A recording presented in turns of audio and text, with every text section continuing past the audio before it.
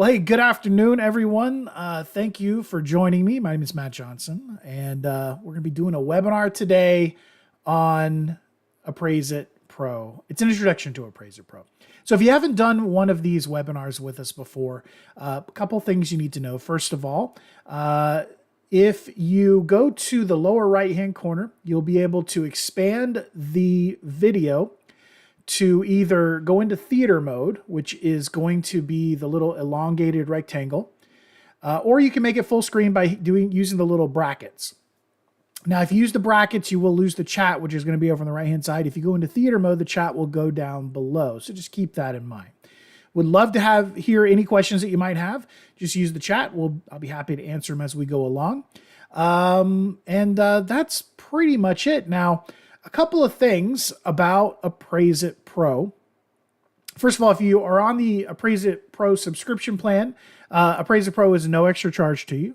So all you will need to do is contact our sales office. They will add it to your account, and then you can set up an appointment for one of our tech support people to set it up for you, or you can do they'll give you some instructions so you can do it yourself. It's not very hard. You just have to basically install it and start using it. Let's see. So if you are coming over from another software vendor, then contact our sales office. They can get you set up with a demo. And then we can also show you how it works and get it all set up for you. All right. I think that's everything. So why don't we go ahead and take a look at Appraise-It Pro. So one thing you need to know about Appraise-It Pro, especially if you're moving over from another software provider, from Appraise-It Classic, is that Appraise-It Classic and Appraise-It Pro can exist on your computer at the same time. So you can continue using Appraise-It Classic, install Appraise-It Pro, start messing around with it, start trying to use it, and kind of start working towards being able to use it, but still having the ability to go back to Classic if you need to. As a matter of fact, you can actually go from Pro back to Classic very easily. You can start a report in Pro, take it over to Classic, and of course, you can start a report in Classic and take it over to Pro. If you're moving over from Appraise-It Classic, all of your databases, all of your old reports, all of your photos, all that stuff is going to be moved over to Appraise-It Pro. So let's go ahead and we'll crank up Appraise-It Pro. Now you can't see the splash screen, unfortunately. That happens on my other monitor. But in just a second, Appraise-It Pro will launch. There we are. And when you first launch Appraise-It Pro, you're going to be in an area called the backstage. That's what Microsoft calls it. That's what our developers call it. Sometimes I like to call it the super file menu. And the reason for that is if I click on this little back arrow up here, that will take me back to the editing area. Now, of course, I don't have a report open right now, so all of this is blank, but that takes me to the editing area where I have all of my regular menus up here. By the way, if this looks familiar to you, it is because that we program Appraise-It Pro in the same development environment that they program Office. So Microsoft Office, we took a lot of design cues from it, looks very similar to this and operates very similar to it as well. And because we program it in Microsoft's own development environment, Appraise-It Pro works great with Windows 11 or Windows 10. So no matter what you have on your computer, Appraise-It Pro will work just fine with it. So to get back to that area called the backstage, the reason I like to call it the super file menu is you'll notice that the file menu is kind of highlighted here with this little black background. And when I mouse over it, it turns blue. If I click on that, it takes me right back to that place where we started from. So backstage, kind of using a theater, jargon motif, but also you can just think of it as the file menu. So when you first start Appraise-It Pro, you're going to be in this area, which is basically just some kind of news. It's like a welcome to Appraise-It Pro section.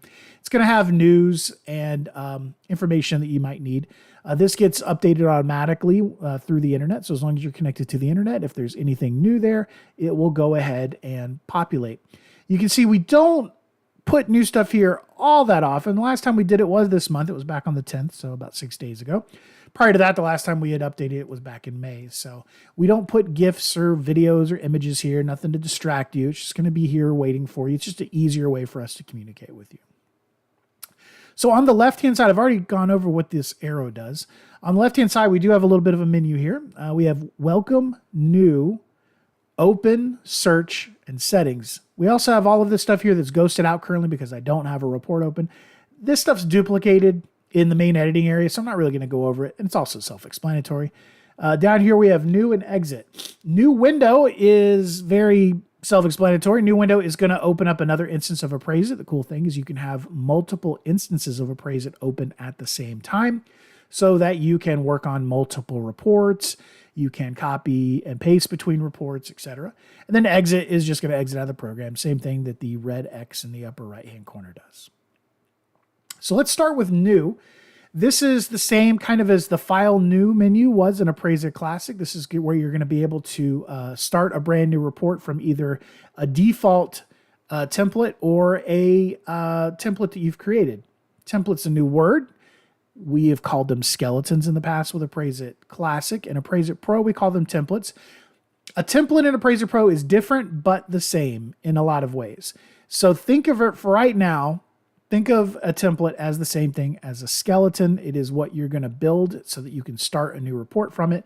But it's more closely related to just what a lot of people were doing in Classic, where they were having an existing or an old file and they would open it up and start editing it to create a new file. That's essentially what a template is. A template is basically just a report file that has been promoted to template status. So here, just like we did in Appraise-It Classic, we have all of our primary appraisal report forms. You're going to have frequently used up here at the very top. So as you're using Appraise-It Pro, it's going to start filling in with your most frequently used appraisal reports. So for the most part, you're always going to have what you're looking for right here. In order to open up a new report, all we have to do is simply double click here and then it will open up the default template. And by default, the template has suggested forms built into it to more closely match what you got in Appraise-It Classic. In a little while, when we get there, and I'll let you know when we get there, I'm going to go over the biggest thing that you need to know when moving from Classic over to Pro. Okay, it's the way that you build reports. I'll let you know when we get there, but that's the part that you're going to want to pay extra attention to. Because once you've got that down pat, moving over to Appraise-It Pro is very easy to do. So if I single click instead of double clicking here, all of my templates that are available are going to be listed over here on the right hand side. So once again, think of the templates just like you would skeletons. So I've got one here called Wells Fargo Jack. It's for a person that I may work with over at Wells Fargo named Jack. And so he likes to have the reports in a specific type, a specific order with specific things in it. So I create a template for them. And then I just open that up to start a new report that's going to be delivered for Jack. You get the idea. You know what a template's for. And if I don't like a template, I can just simply delete it by clicking on the little trash can icon right here. And all the ones you want are here. So you can also search for them just like you could in Classic. So if I'm looking for a 2055, we'll type in 2055. There are all the reports that mention 2055. And you can see that reports can show up in multiple headers. So there's the Fannie Mae. It's also going to be under Freddie Mac. It's also, there's non-lender versions. And then, of course, there's the legacy forms, the pre-2005 forms. There's still people that use those, and we put that in there for backwards compatibility as well. And if you hear me sniffling, I apologize. I've got bad allergies. I've just been dealing with that. So 2055, there we go. If I want to clear that out, just click on the X. That's going to clear it out. It's going to show me everything that I can start a report from. Open. Very self-explanatory. This is where you're going to, same thing as file open. This is where I can go to open a report, or I can open a Classic report, or I can open a Mismo document. Opening up a Mismo document can be very handy if you have a colleague who uses a different software type. Like they use All Mode or ACI. If they create a Mismo XML of their file, of their report, they can send that to you and you'll be able to open it up. This can also be very handy if you are coming over from another software. Say you're an ACI customer and you're moving over here to SFREP.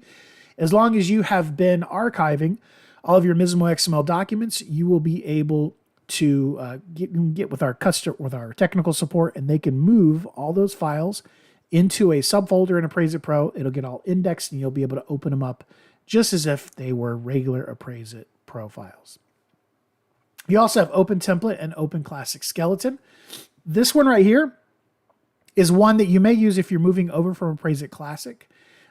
We do not do a mass conversion of all of your skeletons over to templates. We did initially, but we found that a lot of customers, most customers in fact, actually didn't want that to happen because you're bringing over a lot of garbage that they had forgotten about, and then you got to clean everything up. So what we recommend doing is that you start an appraisal from scratch. And what that'll allow you to do is if you start it from scratch, you will, first of all, you'll have really nice, clean skeletons to work with. Plus, you will learn Appraise-It Pro very quickly. So building templates is the best way to learn this program, hands down.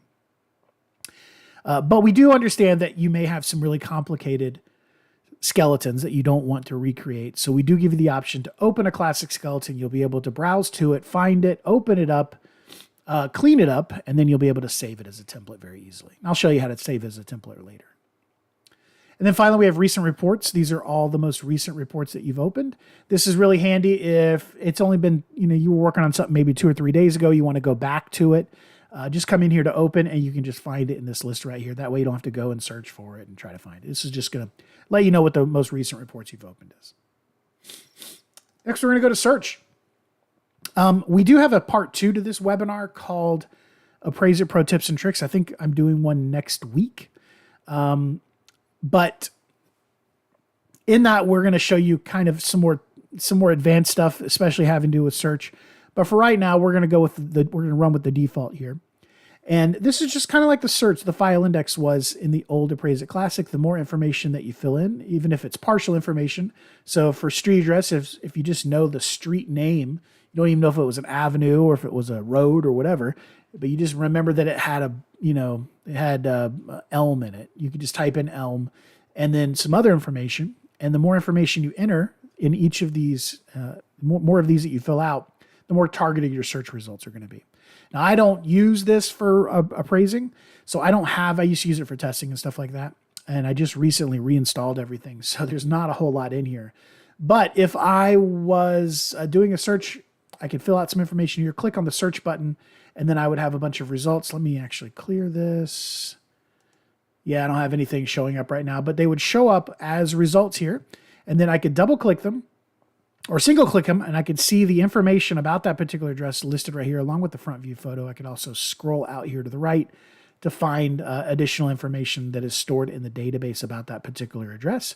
And then if it's the right one that I want, I could double click on it to open it up. And then finally, over here on the left-hand side, there are settings. If you are a tinkerer, you may want to come in here and mess around with settings, and you can customize Appraise-It Pro to your liking. Now, if you are kind of shy about technology, you're not really sure, you may want to only come in here when you have one of our tech support people on the line with you. But you can change things like all the colors, you can change the behavior of the editor, what folders are used, how extended comments behave. If you're behind a firewall at a bank or something like that, you can use proxy settings, because a lot of times for security reasons they'll do that. So you may want to only come in here when you have one of our tech support people on the line. But if you do like to tinker, if you do change something, make sure that you come in here and you write it down, like what you changed. That way, if you don't like the behavior, you can come back and correct it. All right, so what we're going to do now is we are going to open up let's open up this pro sample here so that we can no, I don't want to do that. Let's close this. I want to open up a blank report. So I'm going to come back here to File, and I am going to go to New, and we're going to open up a blank 1004 here. So I'm just going to go ahead and select this Fannie Mae 1004. We're going to double click it. Sorry, I'm a little distracted. There is a truck outside that is trying to maneuver around a bunch of parked cars, and it's he's about to hit something. I'm waiting for the crash to happen. Okay, so now we have a blank report open. The editing area should seem very familiar to you, whether you are coming over from ACI, a la mode, or Appraise-It Classic. This is going to be your editing area. On the left and right-hand sides, we have panels. There's actually a total of 5, but there's 4 that are visible. And that's going to be Report, Validator, Responses, and Format. Okay? So we're going to go over them one at a time, but I do want to point out over here the Format panel. For right now, because I am not in a formatted field, you'll see how this works later. But because I'm not in a formatted field, meaning I'm not in a field that requires any special type of formatting or text to go in there in a specific way, this is just giving me a color key. So you can see right here, formatted field is green, active field is gray, active checkbox group is orange, et cetera, warned field is red. And we chose kind of pastel versions of the colors to make them a little bit easier in the eyes so it's not too glaring at you. So let's go ahead and, that's weird. Hold on. Yeah, okay. I had a little weird thing going on here, and that was because I had been mucking around with it earlier. Okay, so we're going to start with the report panel. Remember I told you a little while ago that I was going to get to a point where this is where you really need to listen if you're moving over from Classic. We're now at that point. In Appraise-It Classic, you would build your report as you were ready to print it. So at the very end. So you would fill out your forms and everything, and then at the end, you would construct your report and send it off. The key difference here is that in Appraise-It Pro, you are going to build your report at the beginning and as you go along. So this report, you can think of this report panel as basically a table of contents, okay? It's a table of contents for this report. This is both what is going to be contained in the final report and in what order it's going to be there. Now, that's not to say that you have to print out everything that's here. For instance, the square footage calculation addendum, you probably don't want that to be in your report. So at the end, you will be able to deselect it, so you're not going to actually print it out or put it into Mismo XML or whatever format you're going to be sending it in. But think of this essentially as exactly how your report is going to be. Okay, so you also may notice there are some icons here. So the star icon, that means that is the main report. That is the main report type. So in this case, that is a UAD Uniform Residential Appraisal Report or a 1004. You may also notice some of these have lock icons. That means that those cannot be removed from the report, and they are required for the proper operation of the report. So you may not use them, you may not send them in your final report, but they do need to be there nonetheless. Okay, so you can't get rid of them. The little plus sign, that means that that's a quick add. So if I've got comps 1 through 3 are in the main body of the report, comps 4 through 6 are on their own addendum. And if I want to add comps 7 through 9, all I have to do is click on the little plus there. It's going to add comps 7 through 9 to the report for me automatically. Plus, it's going to put the photos in there for me as well. And I can keep hitting that plus, adding groups of 3s of more and more comps. Same thing with listings. We don't limit you with how many comps, listings, whatever that you want to put in the report. Just remember that your banker AMC may, or whatever the delivery portal may also put a limit on there, but we don't. You can do the same thing with listing comps here. If I wanted to put additional listing comps in there, click on the plus. Now it's going to add additional listing comps, et cetera, et cetera. Now, some of these don't have any icon. That just means that you can delete them, but you also can't quick add. So you can't quick add additional location maps or flood maps. One thing you can do to things like general photos down here is you'll notice that when I'm up here on location map, the rename is grayed out. But if I come down here to, let's say, general photos, it's not grayed out any longer. So what I can do is I can rename it. And let's just say I'm going to call this 3x5 garage photos. Hit enter. And now the cool thing here is that if I come back to this report 2 or 3 weeks from now, I know what those are without having to open them up. So I can give it a nice name that I'm going to recognize. Now this isn't going to, go forward when you deliver the report. This is not going to be listed in there, but this is a way for you to, for yourself, know what those photo pages are. And you can do that with sketch pages, things like that. Now, what if I want to get rid of something? Maybe I'm not going to be doing a flood map. Maybe this is on the side of a mountain. There's obviously not a flood zone. I'm not going to be needing a flood map. Well, I can select that, click on remove, say yes, and now it's gone. Now, I've told you how you can add additionals of these things up here, but what if I need to add some weird addendum? What if I want to add that flood map back? Flood map page. So all I got to do is come up here to the add, click on that, type in, here's the search box, type in flood. There's the flood map, and I can double click it and it'll put it automatically down at the bottom. But if I want to put it back where it was, this right here is just a copy of what's over here. This is a representation of what's over here. So let's scroll down here. Let's find, there's location map. So I want the flood map to come after that. I'm going to click, And I'm just going to simply drag it under location map. There it is, save and close. And now there it is, under location map. Let's say that I want to reorder this stuff. How do I do that? Real simple, you just drag and drop. So if I want to put the location map at the beginning of the report, I can click and drag it up here to the top. Maybe I like to use that as the cover page or something like that. Let it go, and now it's at the very top of the report, and that is what it's going to print out. So make sure that you order all of this before you get to the end of the report process. Now you can, of course, once you're done with the report, change this order around. Sure, that's fine. But once you get this order the way you want, if you haven't even started your report yet, now's a good time to create a template so that you don't have to reorder this stuff again. So just come over here to home. Sorry, I'm sniffly. Come over here to home, and then under Save As, click on that. And then instead of Save As Report, you're going to click on Save As Template. You'll give it a name. So we'll call this one, let's say, Wednesday Webinar. Hit Save.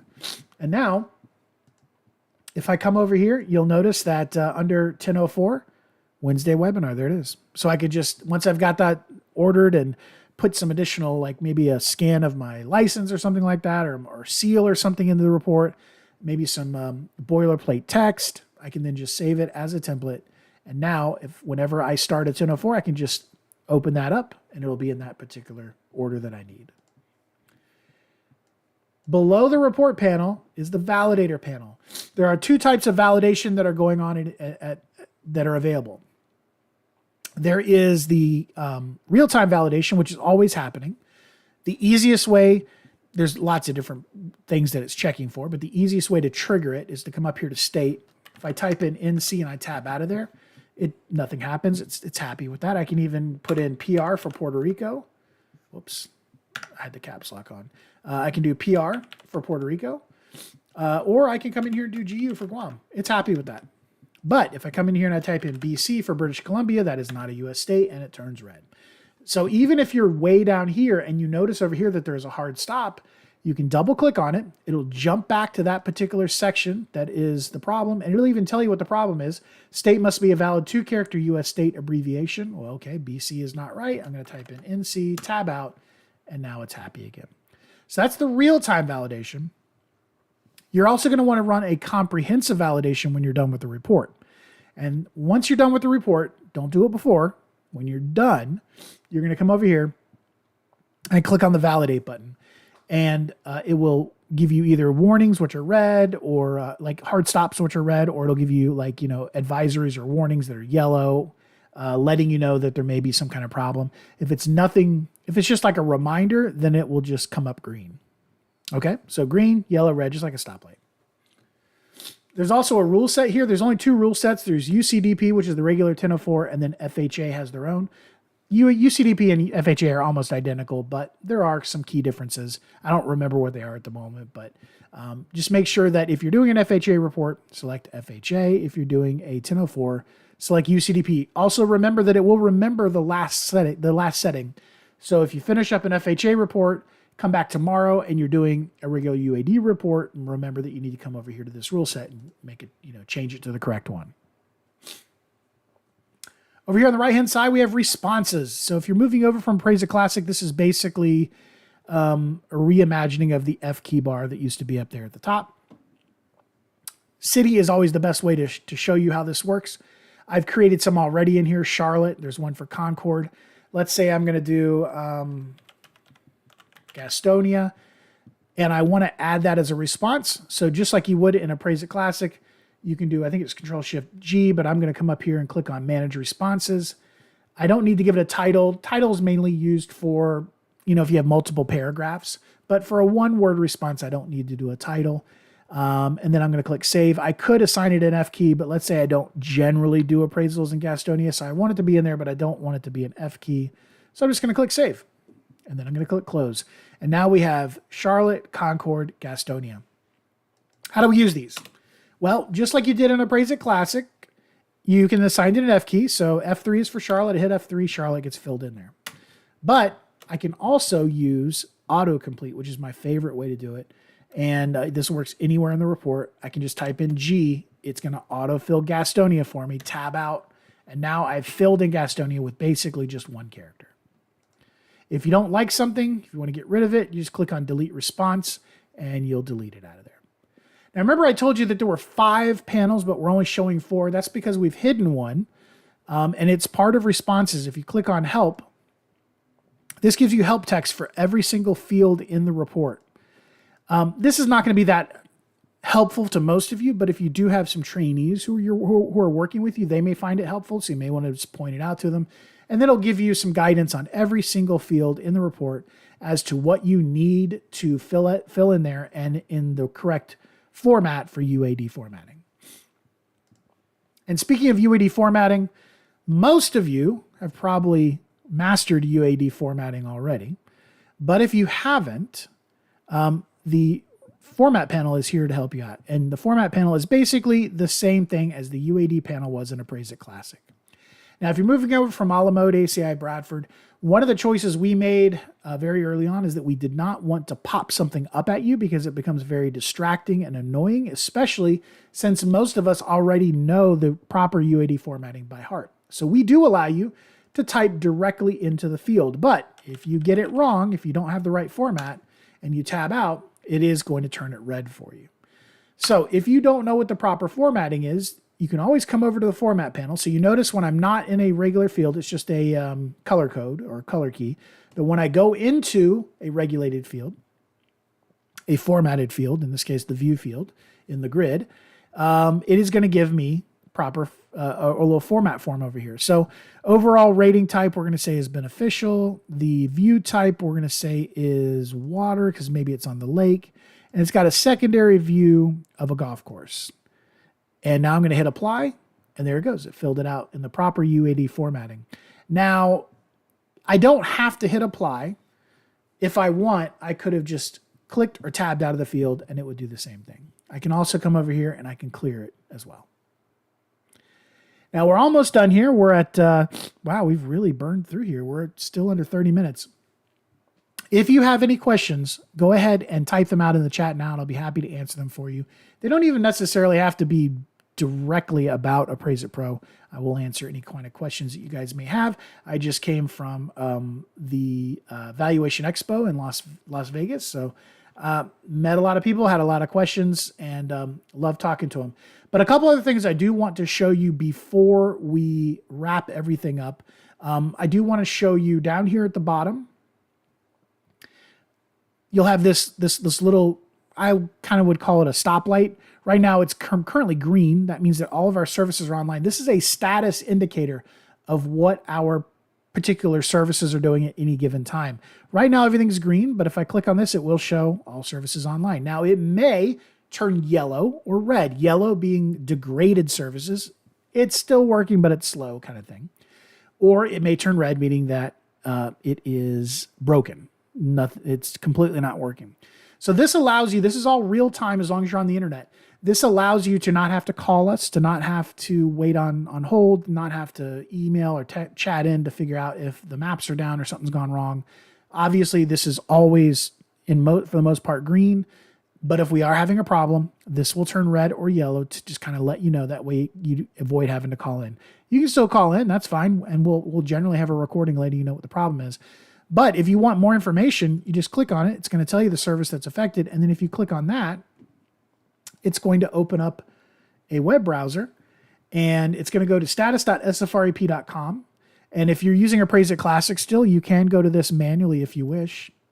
So it's going to go to status.sfrep.com, and then you can come down here and see what is going on. And it'll also give you a history as well. And it'll give you an estimated time of resolution. Okay. All right. Finally, we're going to go over here to the support tab. By the way, these menus are very similar to what you see in Windows 10 and 11. These are, it's called a ribbon bar. And just to kind of give you an overview real quickly, home, pretty self-explanatory. Edit, these are going to be all your edit functions where you can actually insert a PDF if you wish, where you can insert a Word document if you wish. View, if you ever, now, the layout of all of these panels, we go over this in our tips and tricks webinar. The layout of these panels is completely customizable. You may by accident pull one of these out at some point and you're starting to try to figure out how to put them back in and you've done something like this and it's just a mess. Don't freak out. Come to the view menu, click on reset to default, say yes. It's going to put everything back the way it was. Services are your online based services. So these are your ones that require some type of like an internet connection. They're web services. Tools are local service or our local applications, local helper applications, your comp manager, image manager, your lender database, your neighbor database, etc. Orders is how you can create MISMO XMLs and then all of the portals that we support. And then support is the really important one. Go to support. You come over here to technical support. You'll be able to view articles in our knowledge base. You can also chat with a technician directly. This is always the quickest way to get somebody on the horn. You just can go up there and do an actual chat. There's also email support and then remote assistance and then remote assistance direct. These two are you'll be directed to by the technician so they can log into your computer with your permission. And of course, we have links to all of our social media. We have our website. We have an SFREP blog. We also have Facebook, Twitter, and YouTube. Okay. So if anybody has any questions, please let me know now. I'll be happy to answer them for you. If you are watching this after the fact or you think about like just totally blanked right now, but you think about a question later on, all you need to do is send me an email. So the email you send it to, training@sfrep.com. Now, if you need immediate assistance, of course, you're going to want to call our tech support at 800-644-4051. You can also send an email, tech@sfrep.com. But if you are watching this after the fact or you think about something later on, training@sfrep.com, that is going to be the website to use. All right. So let me know if you have any questions. The other thing I do want to let you know is if you go to our website and you mouse over, well, here, I'll show you actually. Let's pull up. Let's see. So if you go to our website, which I'll pull over here and then I'll let you guys see this. So if you pull over or go to our website, which is sfrep.com, mouse over training. Don't click on it. It's mouse over training. Go down to the training calendar. This will let you know all the different webinars that we currently have scheduled. I've got 2 more scheduled for this month, and I haven't made the schedule for September or October, but I'm going to be doing that shortly. But this is where you can come. This is the one we're doing right now. You can mouse over these and see details on the ones that we have coming up. So always, of course, we'll still email you a reminder the day of, so you can make your choice if you're able to be there. But that's where you can come. sfrep.com, mouse over training, and then select training calendar. Well, I'm not getting any questions, so hopefully everybody is clear on everything. Now, if you joined this webinar late, just like with any YouTube video, you can go back to the beginning. You can watch this thing all over again. And then if you need to ask any questions, of course, I'm not going to be here by the time you get to this point again. So you just email training@sfrep.com. I hope all of you have a wonderful rest of your week. And for goodness sake, stay cool out there because I'm in Charlotte. It is blazing hot. It's been in the 90s, high humidity. Hopefully it's a little more pleasant where you are. If not, make sure you drink plenty of fluids and stay healthy out there. Thanks a lot, and hope all of you guys have a wonderful rest of your week, and stay safe out there.